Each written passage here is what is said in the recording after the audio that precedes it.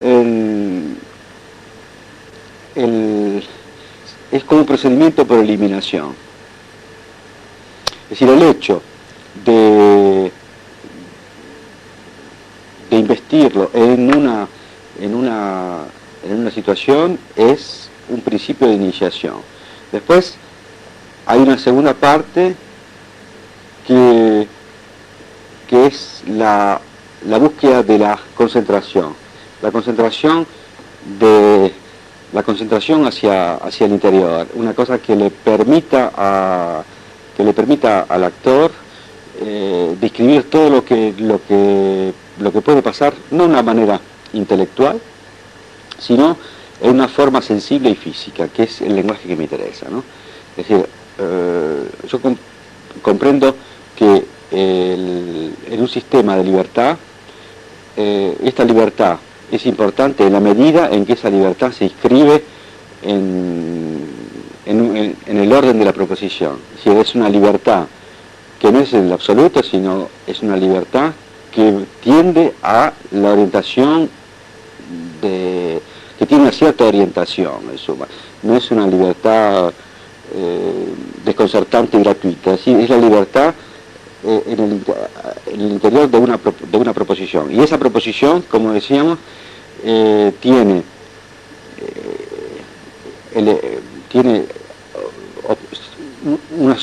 ciertos objetivos, y esos objetivos son los que ya se enunciaron. Es decir, el aspecto más, la resonancia más profunda, más íntima, más inesperada, más salvaje o más escondida de la personalidad, que va a aparecer al servicio de esta proposición, en los cuales todos los elementos de la escritura del actor, todos los elementos de expresión del actor van a inscribirse en una cierta escritura, como una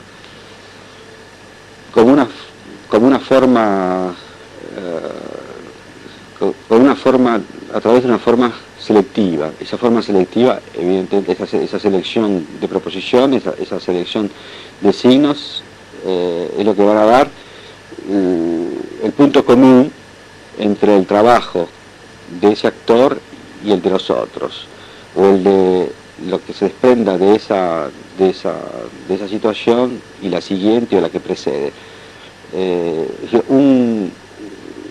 Una cierta, finalmente, metodología de trabajo basada en la libertad de expresión, pero al servicio de un contexto preciso, que es el contexto que habíamos enunciado, en el que en general podría decirse existe un desprecio, no por los elementos convencionales, que son muy vagos, sino por los elementos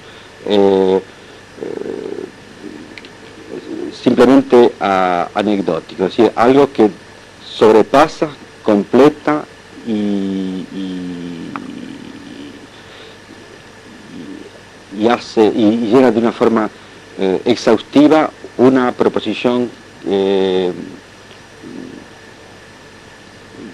teatral que va sobre todo dirigida a la sensibilidad y a la emoción. La parte, digamos, analítica o intelectual quedaría librada a la parte pasiva, al espectador, al observador. Si me permitís, Stanislavski tenía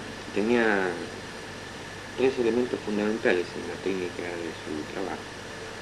O sea, las 3000 páginas que escribió, hay tres elementos que él permanentemente insiste, que era la relajación, la concentración y la imaginación. ¿Lo trabajás con esos elementos? ¿Despreciás esos elementos? No, yo pienso que todos los métodos son, sí, que esos son elementos que serían como elementos de trabajo del actor. Un actor que no tiene tiene la relajación, quiere decir que no tiene la suficiente distancia para poder controlar su emotividad, no puede fabricar verdaderamente su trabajo, es decir, estaría librado al azar, estaría librado a la intemperie, no podría. Entonces la relajación es un elemento individual, es decir, es una cosa que no se da, que no se pide, forma parte de la relajación, trae la concentración, es decir, para concentrarse no se puede estar en un estado de total emotividad, ¿no? El actor necesita una relajación para encontrar su concentración, y eso es fundamental para poder tener el control de esa emotividad, que es el elemento artificial del teatro. Es decir, si alguien tuviera que librarse exclusivamente a sus instintos, a su situación, a lo que le pasa, o a su poder de concentración con relación a un momento determinado, todo el tiempo, es decir, quedaría un sistema de hazardoso de trabajo, ¿no? En cambio, el teatro es una construcción de todo instante, ¿sí? Es una construcción que necesita tener una especie de metodología para poder expresarse. Es posible que haya actores que nunca practicaron ni la relajación, ni la concentración, pero que sí tienen un sentido de la expresión. Y a mí personalmente no me interesan los medios utilizados, no me interesan los medios propios del actor, me interesa el resultado, y por eso que el resultado de todos modos implica un autoanálisis, porque si el análisis posterior no existe, si la dialéctica no se establece, entonces el esfuerzo queda librado simplemente a lo que sería la improvisación. Ahora, este trabajo, yo digo, es un trabajo de iniciación y que no deja mucho cauce a la improvisación, deja un cauce de improvisación, de imaginación en la elaboración, pero tiene que tener, en mi caso particular, tiene que terminarse en una perfecta, yo diría, coordinación de sus sentimientos. Lo importante no es que los sentimientos o que aparezcan como una explosión de sensibilidad, de expresividad eventual, sino que ese control de lo que llamo la energía pueda realizarse a cada momento, al punto de que el teatro, salvo que se considere el teatro como una actividad ya única, ¿no? Como una actividad excepcional, en la que todo va a ser traducido en ese instante, en ese momento y para siempre, ¿no? Así como la idea que tenía Artaud, ¿no? Que pensaba que el teatro era un elemento aislado, era un elemento excepcional. Una representación ideal sería la representación excepcional de una obra que tuviera tanta importancia, tanta repercusión, tanta fuerza, que provocara un tal desborde de energía que aún esas personas que no la habían visto la hubieran recibido como si hubieran estado presentes. Es decir, para dar una idea de que a tal punto el teatro podría constituirse en un elemento de singular excepcionalidad. Pero yo hablo del teatro como un elemento de control profesional quiero decir repetitivo e inmediato, ¿no? Repetitivo. Entonces el actor necesita tener evidentemente esa relajación para poder elaborar su propia emotividad y para tener el control de su propia emotividad, porque va a tener que reproducirla,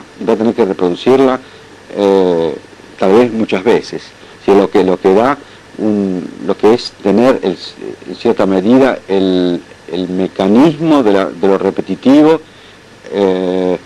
es ya como un principio de metodología de trabajo para el actor.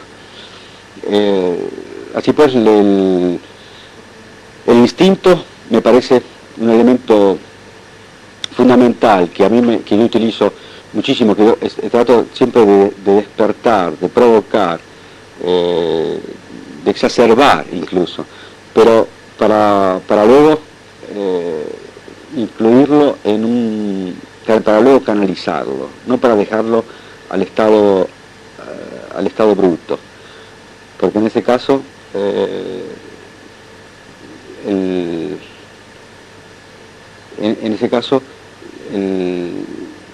estaríamos como en un teatro de catarsis, pero primitivo, yo diría. Yo creo que el teatro necesita los elementos de catarsis, pero a través del control intelectual, del control racional, del control inteligente de su energía. No puede existir sin el instinto y sin la energía, de la misma manera que no puede existir sin el control de ese instinto, porque el teatro implica un acto repetitivo y es como un ejercicio, finalmente como un ejercicio de iniciación para el actor. Necesita hacer de eso lo que se dice un oficio, como se habla de un oficio religioso, es decir, de una simulación, de un sacrificio, como sería la misa, a la simulación perfecta y creíble de una actividad hecha con medios artificiales, ¿no? Así que la idea del control es la única que permite la iniciación que yo busco, es decir, la cosa inesperada, escondida, secreta, expresiva, tal vez personalizada, impúdica, más importante, pero que pasa a través del control para entrar en lo que sería una iniciación que